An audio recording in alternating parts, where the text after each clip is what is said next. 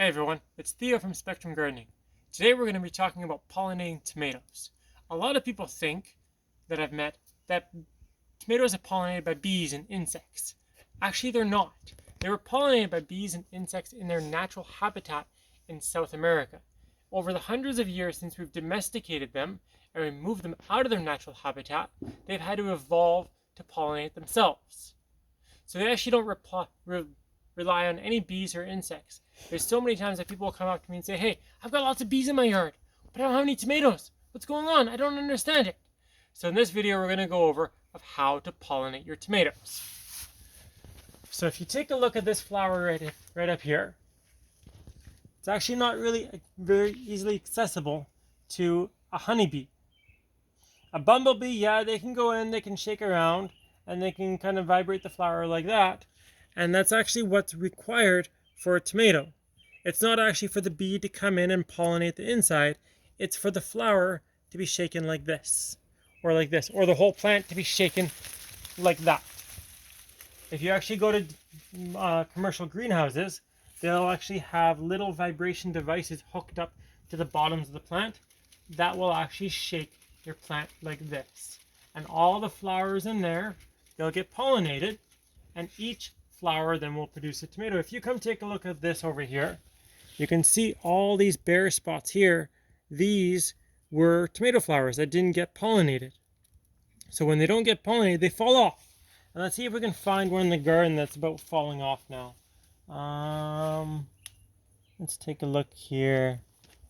So all these ones were pollinated. You can just give them a slight tug, and even though the flower came away, you can see that there's a fruit forming right in there.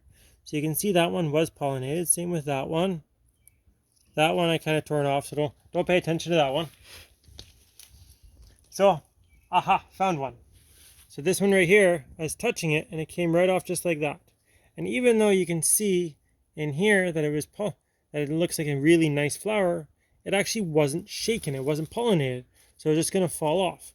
In the plant's mind, there's no sense to have a flower on it that's not going to produce anything. So what you can do when you're going around and pruning your tomatoes or in your garden, give your plants a light shake like this.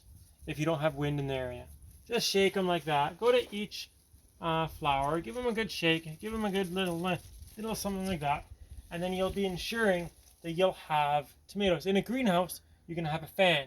You can push your air around like that, and that's also one of the reasons why in a greenhouse you should have a fan to help the pollination of the tomatoes. So because it's going to be stagnant air in there, there's been no wind. So in a second we're going to take a look of a new way to pollinate tomatoes. So if you're like us and you have a lot of tomatoes, sometimes the fastest way to pollinate them all is to take a leaf blower or to take a snow blower, and then you step back like this, turn it on.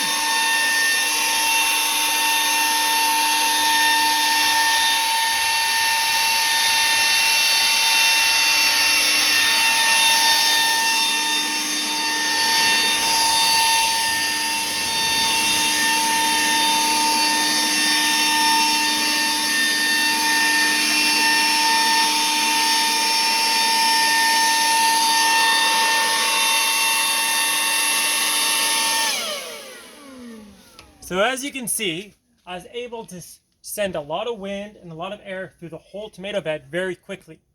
So now I know most or all of these flowers have been pollinated, so we're not going to be having an issue with our blossoms falling off like this. Still, when I go back and when I do my pruning and my tying like this, I still will be giving them a good shake. But if you're lazy, or you just want to have some fun, or you want to scare your spouse sometimes, take out your snow blower, take out your leaf blower, and send it shooting through your tomato field. So if you have any questions, you can always comment below, and don't forget to like and subscribe our videos.